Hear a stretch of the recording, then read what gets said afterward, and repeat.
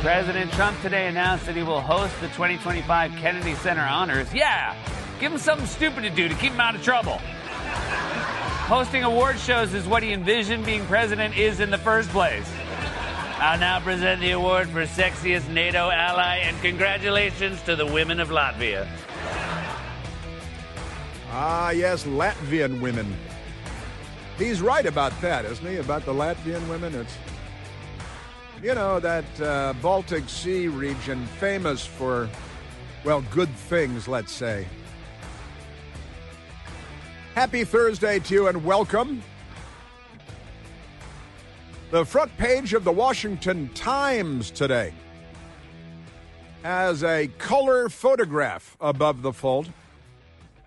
You know, the Russian stacking dolls, the Matryoshka dolls. In Moscow, they've made the Russian stacking dolls, the Matryoshka dolls, with President Trump's head and Vlad the Impaler Putin's head, with the American flag wrapping it up, and they got some Soviet-looking design, too. There's Putin. He's almost smiling a little, and President Trump. It's a fun. If you're in Moscow, you definitely buy one of these, because it would be a timestamp on your visit to Moscow, or the era when you lived in Moscow. But that's a fun one. That's a fun one for sure. I have at home, I have a bunch of different Matryoshka dolls from Russia that I got in Moscow and in St. Petersburg. And I have a couple of really fun ones. I do have Trump stacking dolls, because they make them with American presidents, right? The current American president on the outside, and then you open it up and go in it as the preceding presidents, going way back sometimes to George Washington. Doesn't have all the presidents, but sometimes it goes back all the way to George Washington, and they're fun. And I have a really fun one, because we were in St. Petersburg shortly after President Trump won the first time around, 2016, and they had already made, because they watch CNN and they read the New York Times, they had already made the Hillary Clinton president stacking doll, because they believed what the American media was telling them, that Hillary Clinton was going to win for sure. So they made the Hillary Clinton on the outside as president of the United States. And I have that at home. And that is a gem, I've got to say. That's a fun one. That's a stacking doll, a Matryoshka doll of historical significance. I got to say, this one with Trump and Putin on it, that's a stacking doll of historical significance as well. Good stuff. A lot of fun. If you're in Moscow right now, if you pick me one of these, I'll pay you for it when you get here. Pretty good stuff. Trump warns Putin of consequences if Ukraine peace summit in Alaska fails. President Trump is getting aboard Air Force One to fly to Alaska for a summit, a kind of a superpower summit. It's, remember the days of Ronald Reagan and Mikhail Gorbachev and Joe Biden. He always thinks about FDR and Stalin, because he was listening to it on the radio at the time. Amazing stuff. And the background of Alaska and Russia. We bought Alaska from Russia, Seward's Folly and all that stuff, one of the greatest real estate purchases in the history of the world. And when it was done, the media was making fun of Seward, but never mind that. So President Trump took an aggressive stance ahead of his high-stakes summit with Russian President Vladimir Putin by threatening very serious consequences if Russia doesn't move toward ending its war in Ukraine. However, Mr. Putin has a long history of toying with peace deals. That's because he's a communist, like so many people that call themselves Democrats in the United States of America today. He has weathered waves of economic sanctions and tough talk from world leaders since the Ukraine conflict began in 2014. Remember that, and taking over the Crimea River, and Barack Obama was busy bombing other countries at that time, because you know how the Democrats are, always making war everywhere they go. The conflict began in 2014 and Russia's all-out invasion in 2022. So you got Obama in the first instance, and you have Biden in the second instance. Mr. Trump didn't elaborate Wednesday on what punishment he had in mind for Russia if Mr. Putin doesn't budge at the summit. And I would expect that he's not going to budge at the summit because he's a communist. And just like here in the United States, communists don't care about human life. They're anti-life. They love death more than we love life, just like Al-Qaeda.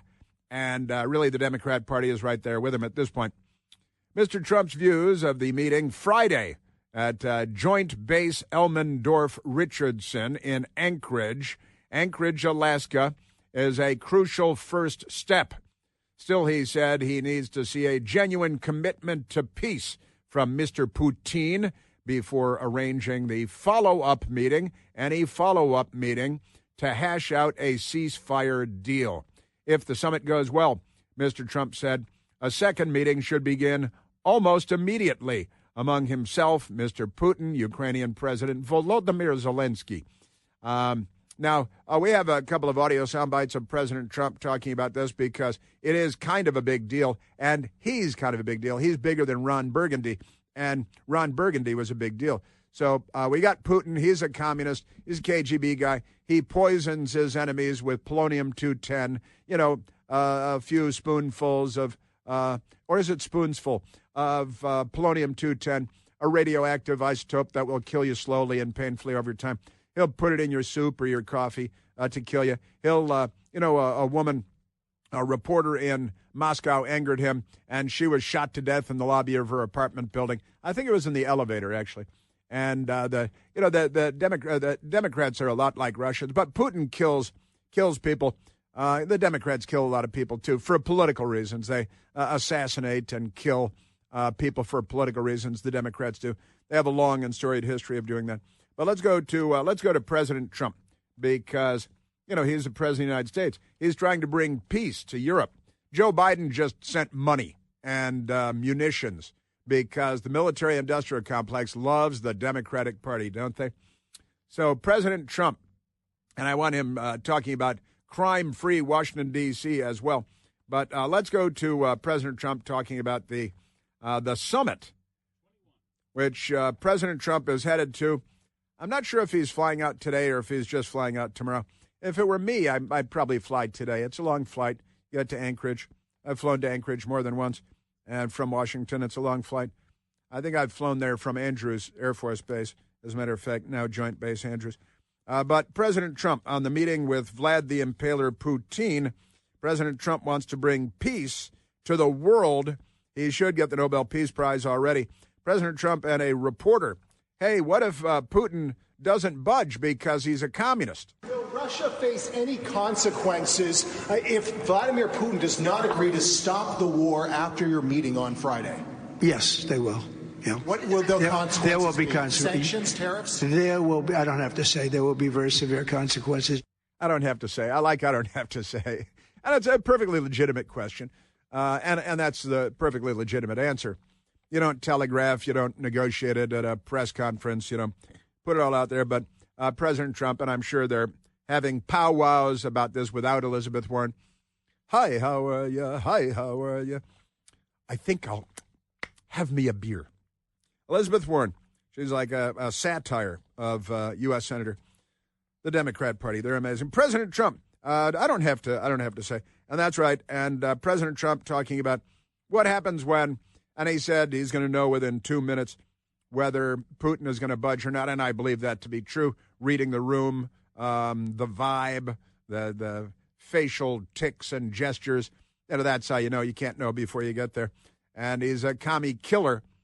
And all the Russian leaders, Soviet leaders, Russian leaders that are commies are all mass murderers, of course. The most prolific mass murderers in the history of the world, not counting Mao Zedong, the most murderous person in the history of the world, and another communist, coincidentally, President Trump. Call President Zelensky, and then I'll call probably in that order the leaders. There's a very good chance that we're going to have a second meeting, which will be more productive than the first, because the first is I'm going to find out where we are and what we're doing. If the first one goes okay, We'll have a quick second one. I would like to do it almost immediately, and we'll have a quick second meeting between President Putin and President Zelensky and myself if they'd like to have me there. I think they're going to need you there. And also he was talking about he had conversations with EU leaders yesterday telephonically, thanks to the patriarchy. You're welcome. And so, yeah, the EU, where, now they're paying 5% of their GDP, most of them, into the common defense of Europe having to do with Putin and Russia. Remember when President Trump in his first term in office was trying to get the European allies, the NATO allies, to pay the 2% of their GDP that they had already committed to pay into the common defense, the North Atlantic Treaty Organization, NATO, and they weren't paying their fair share, and the Democrats are fine with that. They're like, screw it, let Americans in the Midwest pay for it. The Europeans are busy drinking wine and throwing bonbons back to their uvulas. So pay no attention to that. And President Trump now has them paying 5% of GDP, a bunch of them, making NATO much stronger. And you remember when he chided them, let's say, at the United Nations, the American news media attacked Trump. He's destroying NATO. And, of course, the exact opposite is true, 180 degrees off. The NATO nations are stronger now, more well-armed, more well-funded than they were before Trump. The absolute opposite of what the corrupt frauds at the New York Times and CNN told us while they smirked smugly and said, oh, Trump, he's got it so wrong. And he had it so right, and they all had it so wrong. That should be noted for history's sake. Just amazing stuff. Now, Chunk Todd. Do you remember Chunk? Chunk was let go by NBC fake news. He had, I don't think they even sent him to MS-13 DNC, did they? He was NBC, and then he was gone because he's Chunk, as his mother calls him. Hey, Chunk, clean up after yourself. For God's sake, leave a mess everywhere. Chunk Todd, he's got a podcast, doesn't everybody? Joseph Stalin has a podcast, and he died decades ago. Chunk Todd on President Trump and the meeting with Putin coming up, and on President Trump bringing peace to, brokering a deal between India and Pakistan and African peace deals, Middle East peace deals, the Abraham Accords, peace agreements between Arab nations, Muslim nations, and Israel, a Jewish nation, the only Jewish nation. And Chunk Todd on his fake podcast, he must have been shamed enough where he felt that he had to tell at least one truth. I don't think we've had anybody have this much impact on the country since FDR. I mean, for culturally in particular, certainly in how even our politics is conducted. Culturally in particular, and certainly in the way our politics is conducted. And Chunk, it's the old blind squirrel and a broken clock and all that stuff, but Chunk, he's talking about President Trump, the most influential president since Franklin Delano Roosevelt and World War II. Harry Truman, then FDR died in office, of course, before World War II ended, and Harry Truman took over. He was rather consequential as well. President Trump is very, very influential. There's no doubt about it. Even Chunk had to confess without being waterboarded or experiencing electroshock. President Trump on the meeting with Putin. Now, again, Putin is a commie. I put no faith in him whatsoever. That would be foolish. But it's a start. It's a beginning. It's so much more than Biden did and his completely useless chief diplomat, Secretary of State, Antony Blinken, completely useless, an absolute joke. He was a bigger joke than Hillary Clinton as Secretary of State. The Democrat Party they're not the party of peace. They're not the party of living together with their neighbors in harmony. They're not the party of law and order. They're not the party of, there are boys and girls. They're not the party of any. Oh, that's on the front page of the Washington Times today, too, because Democrats, you know how Democrats are. They're crazy. But the big headline, the top of page A1, Youngkin, Republican Virginia Governor Glenn Youngkin. Youngkin orders probe of alleged school-arranged abortions. That's right. The staff are accused of secretly helping minors kill off the grandkids without telling the parents.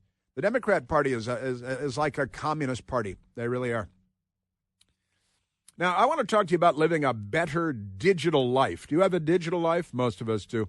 With one of our newest partners, and we love our new partners at WebRoot.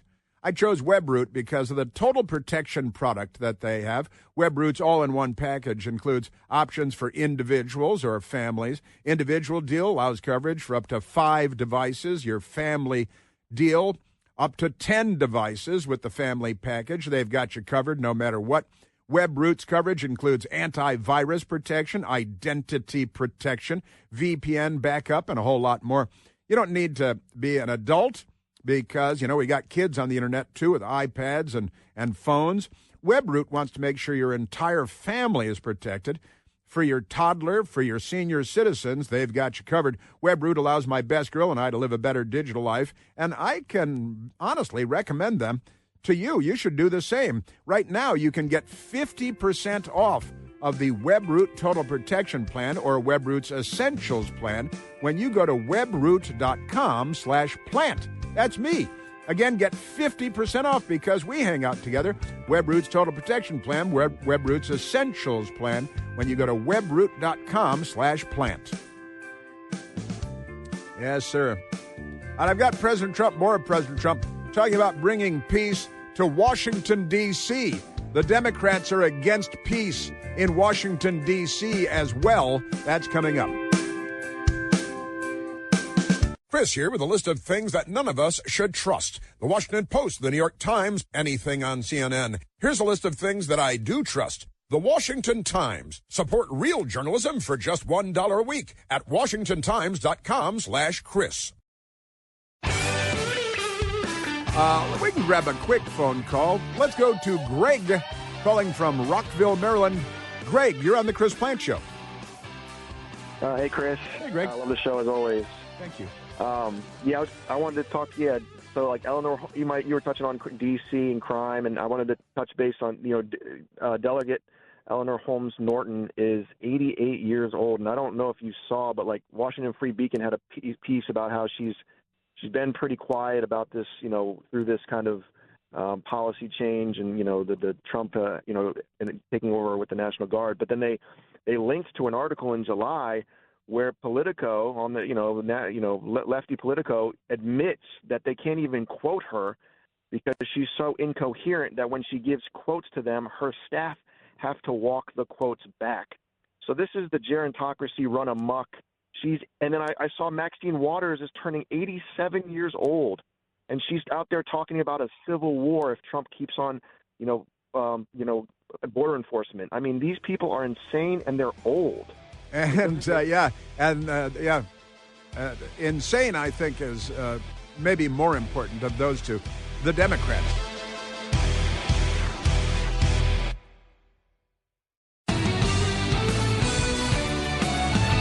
I was talking a few minutes ago about the Democrat idiot that had the kind of amazing line that you can't arrest and prosecute your way out of crime. And it was the Washington, D.C., the district. It's a federal district. D.C. Attorney General. They have their own Attorney General, and they shouldn't. His name is Brian Schwalb. Schwalb, it's like Schwab, but with an L in there. Brian Schwalb. It's not a good name. And we actually found the audio soundbite because we used it before when he said it. This guy, he lets all the criminals go. He's the D.C. Attorney General. You grab people, like, this guy who got on a bus with an illegal, I think it was a stolen gun, and shot somebody in the chest and then got off the bus in Washington, D.C. And I think Brian Schwalb gave him a job or something. But Brian Schwalb, the majority of people that are arrested for violent crimes in Washington are let go by Brian Schwalb so they can commit more crimes. Because Brian Schwalb, the Democrat D.C. Attorney General, he's pro-crime. But we did find the soundbite of the D.C. Attorney General Brian Schwalb saying, well, you can't. Here he is. We as a city and a community need to be much more focused on prevention and surrounding young people and their families with resources if we want to be safer in the long run. Socialism. We cannot prosecute and arrest our way out of it. We cannot. It's crime. First of all, you don't prosecute and then arrest. First you arrest and then you prosecute, Mr. Attorney General. And isn't that amazing? This guy, that's his take on crime. He's the chief law enforcement officer in theory, and you can't just go around arresting people for crimes and then prosecuting them. What does that do? We need resources. You know what that means? Money to spend on criminals, because that's how you, and he lets everybody go. And then we've got a murder rate that's higher than Baghdad's murder rate. They're a disgrace to Western civilization. Now, this is pretty amazing stuff, too. A couple of days ago, he's railing against President Trump fighting crime because he doesn't fight crime. D.C. Attorney General, they do love their colons. Trump actions, he said, unprecedented, unnecessary, and unlawful. They like to use rhyming things like it's a chant, 3 U words on this, on that. You're unintelligent. So Washington, D.C. Attorney General Brian Schwalb, Democrat, denounced the Trump administration's move to federalize the city's police force. It's the federal district. It's the District of Columbia. As unprecedented, unnecessary, and unlawful. Schwalb, on Monday, in a post on social media platform X, he should be banned from it, don't you think? After President Trump's announcement in the morning in a crime emergency, he said, doesn't exist in the district because the murder rate that we have here is fine with them. There's no emergency. It's like, it reminds me of the old Irish joke. I don't have a drinking problem. I drink, I get drunk, I fall down. No problem. It's an old Irish joke. And they say, well, you are going to have 200 murders this year. That's not a problem. There's nothing to see here. There's nothing to fight here. This is unnecessary, and it's unlawful. Enforcing the law is unlawful. And the plan, of course, is to leave homeless people, mentally ill people on the sidewalk to die in front of your children. That's their plan. Or, as happened here day before yesterday, the Park Police, federal law enforcement, went in and cleared out 70 homeless camps. Not 70 homeless men who are mentally ill and drug addicted, but camps, which presumably have multiple mentally ill, drug addicted, alcoholic people who have no place left to stay. And they say, the Park Police and the Trump administration, they're going to be offered treatment for their drug and alcohol addiction or shelter. And the Democrats say, no, they've got a right to, stand up and urinate in front of your little girl as she's walking to school because of their mental illness. And that makes everything better in Democrat land. And again, it reminds me of leaving the airport in Delhi, India, where the homeless are stacked like cordwood, hoping to get jobs on construction projects where they will continue to sleep outside at the construction site. The Democrat Party is the third world. They are communicating to the United States, the third world. And this Brian Schwalb idiot, his job is to enforce the law. And he says, talking about crime, you cannot prosecute and arrest out of order, our way out of crime, he says. We cannot prosecute and arrest our way out of it. Right. That makes a lot of sense. These people shouldn't be in charge of anything. And as one of our brilliant callers said earlier today, we need to replace the people in charge of Washington, D.C. if we're going to fix this. And again, the numbers are absolutely astonishing. And they don't care because they don't care about human life. Crazy as that seems, but they've proven it again and again and again. I did collect a couple of other numbers yesterday. For example, look at Washington, D.C., right? And the number of homicides, murders, people being murdered by murderers that we have in Washington, D.C. And I compared this to Afghanistan, the war in Afghanistan. So I went and I looked at the numbers of murders in Washington, D.C.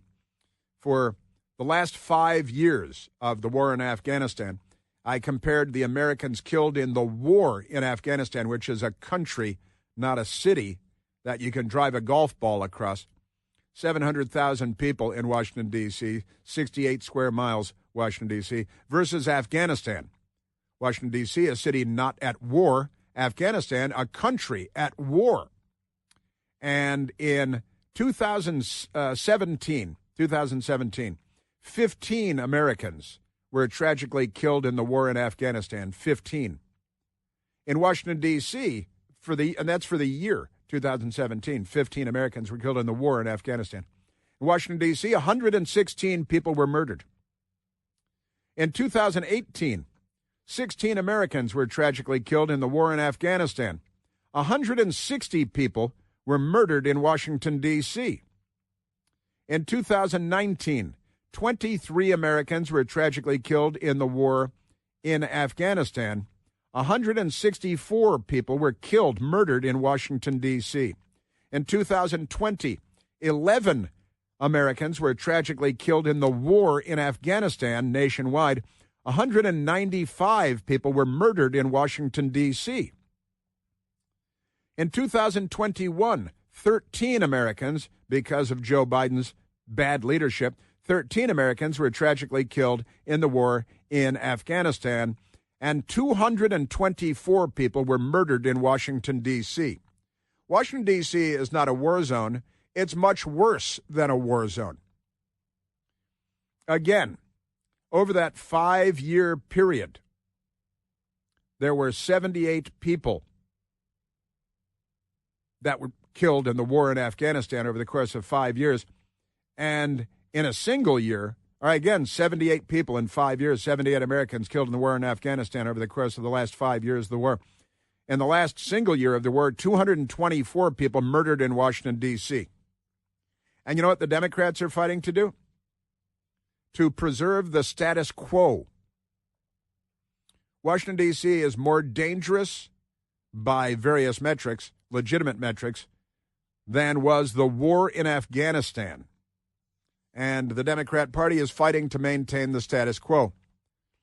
This year, as was the case last year and the year before, about 10,000 African Americans will be murdered in the United States of America. 10,000 will be murdered in the United States of America. Every year, that number is greater, just black people in the United States. You know, Black Lives Matter, BLM, Al Sharpton, all of that. That number every year is greater than the number of African Americans that died in the war in Vietnam. In 1 year, more black people will be murdered in the United States than there were black people that were killed in the entire Vietnam War. And the Democrat Party is fighting to maintain the status quo. And if you say you want to do something about it, they call you a racist. Now, the real racist, of course, is the Democrat who does not give a flying hoot about black lives because they don't matter to them. And they're not interested in saving lives.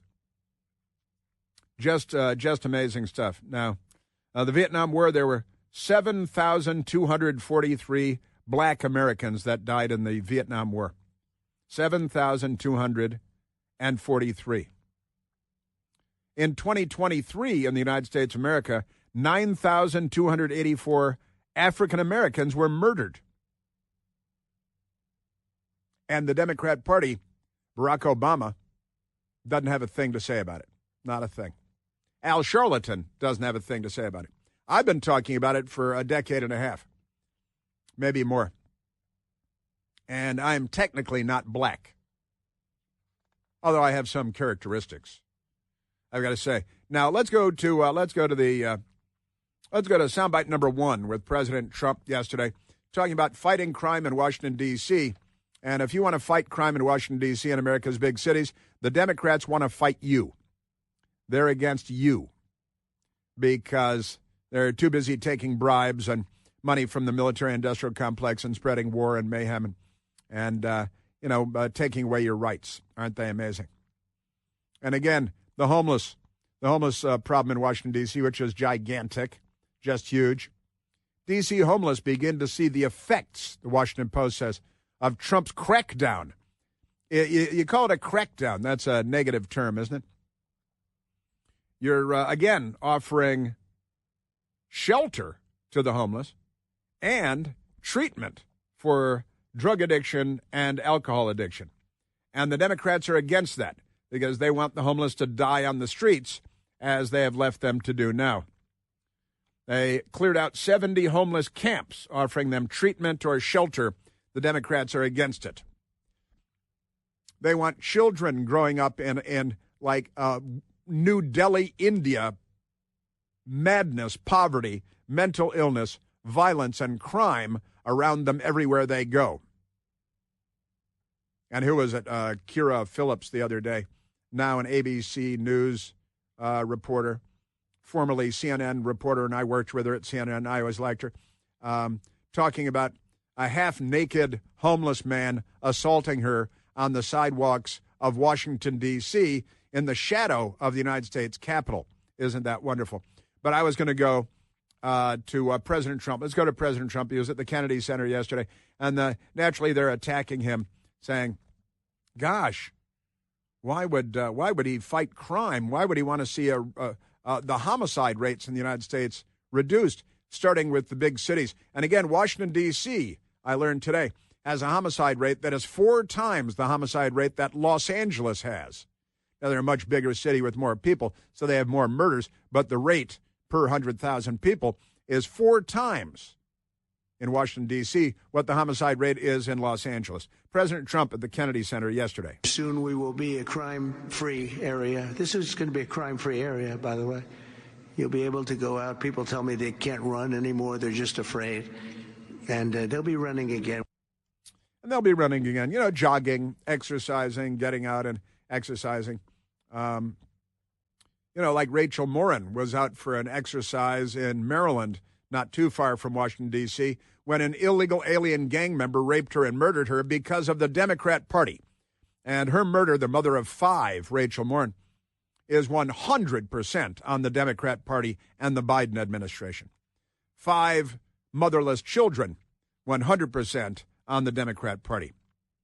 President Trump said, the Democrats don't want to fight crime. The Democrats are crime. They've got the yips. In golf they say the yips. The Democrats are afraid to do anything because they don't want to be criticized. But fighting crime is a good thing. We have to explain. We're going to fight crime. That's a good thing. Already they're saying, he's a dictator. The place is going to hell, and we've got to stop it. So instead of saying he's a dictator, they should say, we're going to join him and make Washington safe. But they say, he's a dictator. And then they end up getting mugged. And then they end up getting mugged, and that's they're fighting for more crime. That's their goal. Also wants to clean the place up, which the Democrats have no regard for. They should not be given responsibility for our nation's capital. They're not up to the task. We're going to make Washington beautiful. We're going to redo roads. We're going to redo the medians, the pavers, and the medians all throughout the city. We're going to take all the graffiti off. We're going to have to remove the tents and the people that are living in our parks. We're going to be redoing the parks, the grasses and all. The grasses and all.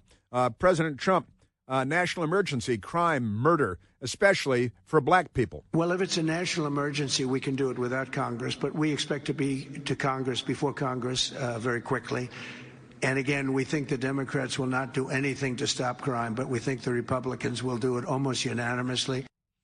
And the Democrats will obstruct any effort to reduce murder in the United States, which can only mean that they're in favor of more murder, and they're not in favor of less murder. Because the problem is not our guns, it's their sons.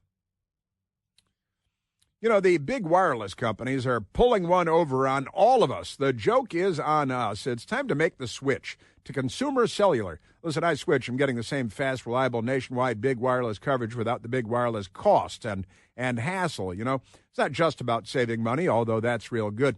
It's also about not being used and abused by the big cell phone companies taking you for granted.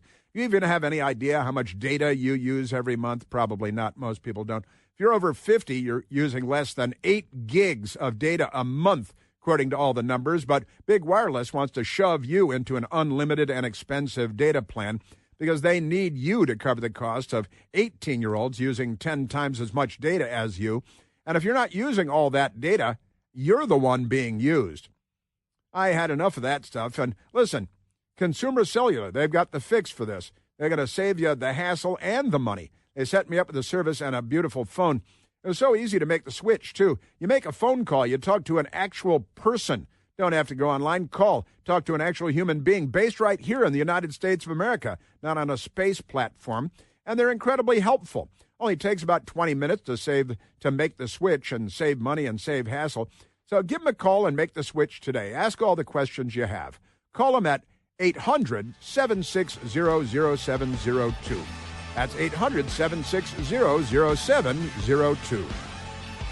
And I've got more. The Democrats are weighing in. They're pro-crime. Like Chuck Schumer. He incited violence against the Supreme Court and darn near got it, too.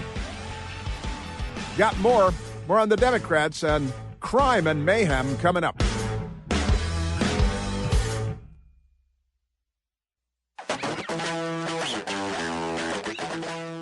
Now, police, including the ICE, Immigration Customs Enforcement, their ERO, enforcement and removal operations, posted up on 14th Street in Washington, D.C., where I go to work later in the day. And they're stopping automobiles and they're taking people into custody because law enforcement is becoming a trend. And the Democrats are on the street yelling at people to not go there because they're arresting illegal aliens. Get off our streets! Get off our streets! They're yelling at the police. Why are you here? You're trying to arrest innocent people? What's your purpose? What's your goal? The police set up a... Why won't you show your face? Like, do you look yourself in the mirror and think I did a good job today? Yeah. Check your gender. Honestly. And they're out there yelling. They're directing people away from the police checkpoint, which means they're engaged in a criminal conspiracy to defend illegal alien gang members and leave them loose on the street.